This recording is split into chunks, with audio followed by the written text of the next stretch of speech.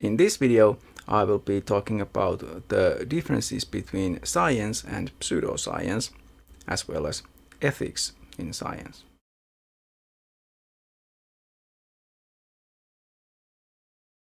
Sometimes there is need to describe science as a whole, for example, when comparing it with other ways of thinking. Here are some of the most important features or criteria of science. 1. Science is critical. All claims made within science must be epistemically justified. Scientists examine each other's work very critically, even looking for flaws, mistakes, errors, anything they can see as a problem. This forces the scientists to do the best they can to make sure their work does not contain such things and that they can defend their claims. 2. Science is public. In principle, anyone can participate in scientific work, read scientific publications, publish their own articles or critical reviews in scientific publications, and so on. In practice, this may be difficult because access to scientific publications is often prohibitively expensive.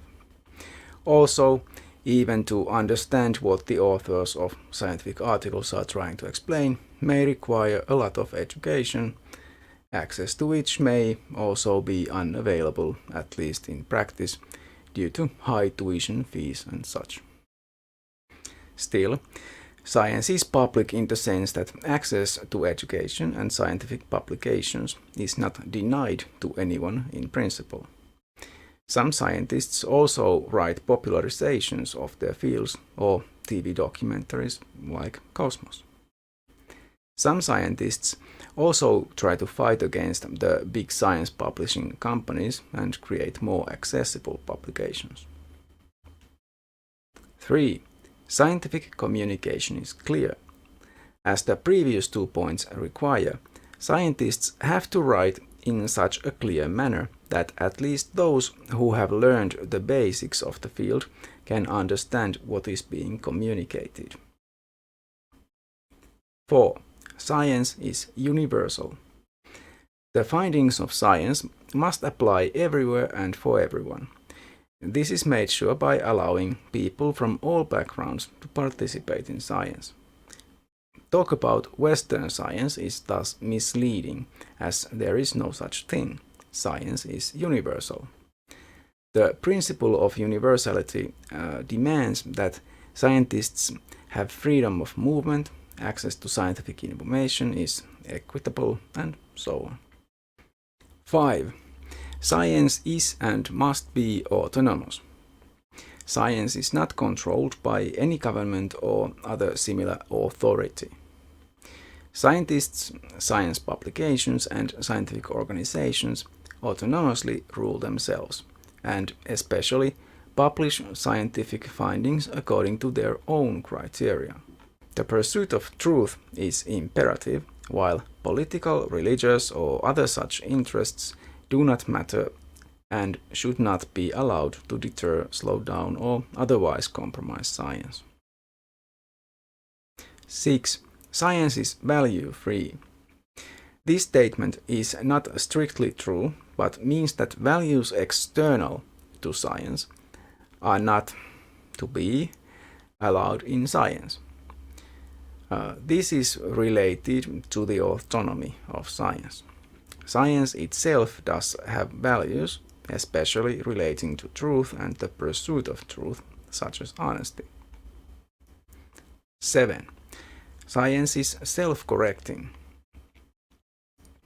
This may be the most important feature of science, because even science is fallible. Scientific knowledge is frequently found to be incorrect or somehow flawed. Sometimes the biases of researchers taint their work and lead to false results. Or they just make mistakes. It is other scientists who notice this, because it is the nature of science to seek such flaws. That is how science improves on previous knowledge. Science is never completely settled. Careers in science can be made by exposing flaws in old theories and making better ones. It is important to understand that this is all part of the everyday work of scientists, not something requiring an outsider to do. 8. Science progresses. Over time, there is progress in science. This also includes correcting earlier mistakes, not just learning new things. If a field of study doesn't seem to progress at all despite decades or even centuries of study, it might not be science. One way to think about what science is to see how it differs from everyday thinking. In principle, scientific thinking isn't really that different from it, but science is an improvement on everyday thinking. Scientists have come up with ways to reduce the likelihood of mistakes that everyday thinking causes. I will now list some likely flaws in everyday thinking and then some ways of correcting them used in science. My source for this is Hannu Uusitalos, Tiede, tutkimus ja tutkielma, johdatus tutkielman maailmaan. Everyday experience and observations are unreliable. Scientists use systematic methods of observation, possibly with the help of applicable technology. These observations are repeatable, and scientists discuss critically the reliability of the observations and the methods of observation. Everyday observations are selective. Scientists are conscious of the selective nature of observations. They critically examine the influence of biases, assumptions, and other factors on observations. Everyday thinking tends to overgeneralize. Scientists use statistical methods of sampling and generalization based on theoretically justified rules of generalization. They define the scope of the claims, consciously avoiding overstepping those boundaries, which would be overgeneralizing the claim. Everyday thinking tends to be flawed. Scientists apply the tools of formal logic, mathematics, and statistical methods. They discuss the use of these tools critically and improve upon them whenever possible. Everyday thinking has a short time span. Science builds on earlier work and a practically endless free and critical discussion. Everyday thinking often ignores the context and scale. Whereas everyday thinking tends to focus on something without placing it in its proper context and fails to recognize the scale of the phenomenon in its proper context, science seeks to separate the relevant from the irrelevant. The proper context of things and how a phenomenon or thing relates to others is very important in science. What Karl Popper famously used his falsificationism for was as a criterion of demarcation between real science and pseudoscience. The latter means something that in some ways resembles science and can be presented by its proponents as such, but in fact is not science. Typically, lists of pseudoscience include at least creationism, homeopathy, and astrology. These are all notorious, but the first mentioned perhaps the most awful of them. Versions of it are also known as intelligent design or ID theory. Just as philosophers have listed features of science, they have also listed typical features of pseudoscience. The following list is mostly based on Normand Baillargeon's Petit cours d'autodéfense intellectuelle, translated to Finnish by Tapani Kilpeläinen as älyllisen itsepuolustuksen pikakurssi. 1. Pseudoscientific researchers form communities that resemble religious groups rather than organizations of creative and critical researchers. 2. The wider society either uses the pseudoscience for commercial benefit or merely tolerates it by marginalizing it. 3. The field of study includes entities, features, or events that are unreal or cannot be or haven't been verified. 4. The ontology adopted in the field of study in question accepts non-material entities or processes, such as incorporeal spirits. 5. The epistemology of the field of study accepts the possibility of paranormal knowledge and appeals to authority.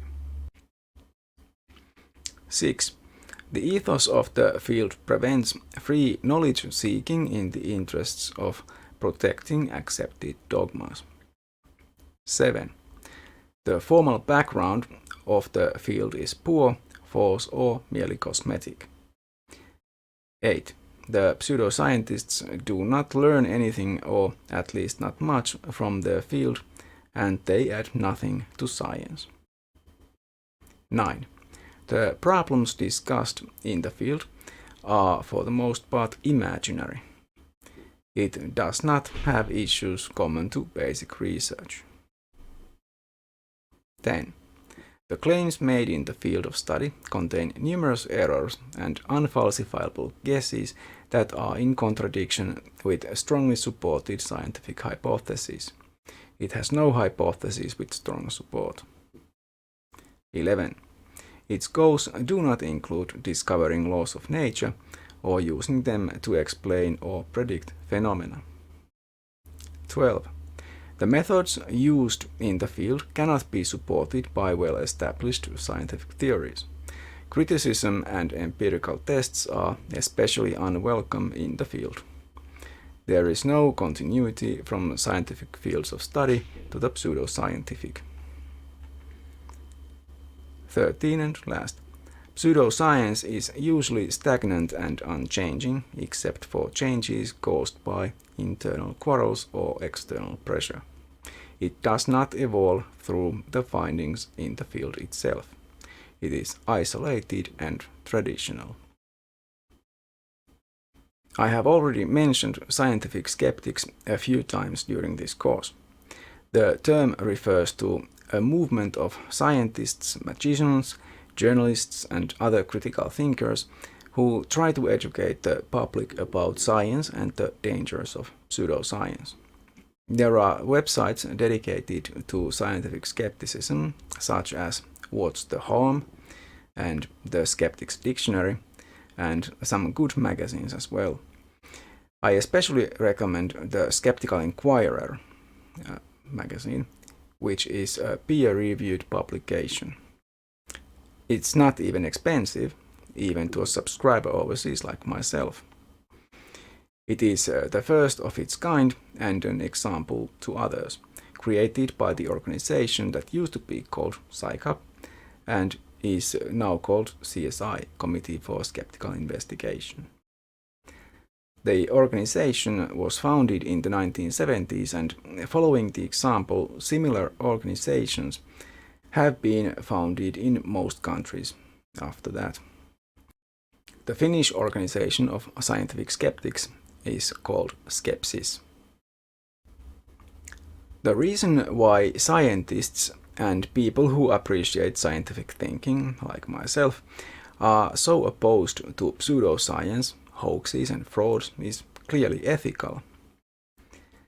Some people don't seem to understand this, thinking that we should allow other people to believe what they want. I find it amazing that some people do not seem to care much about truth. Do these people not even care if they themselves are being lied to? But no one can force a person to believe something or not to believe something. And that is not what scientific skeptics or scientists in general are trying to do. We just want to inform people and give them the tools to think critically. This is all about ethics. Seeking the truth and avoiding falsehood is an ethical principle.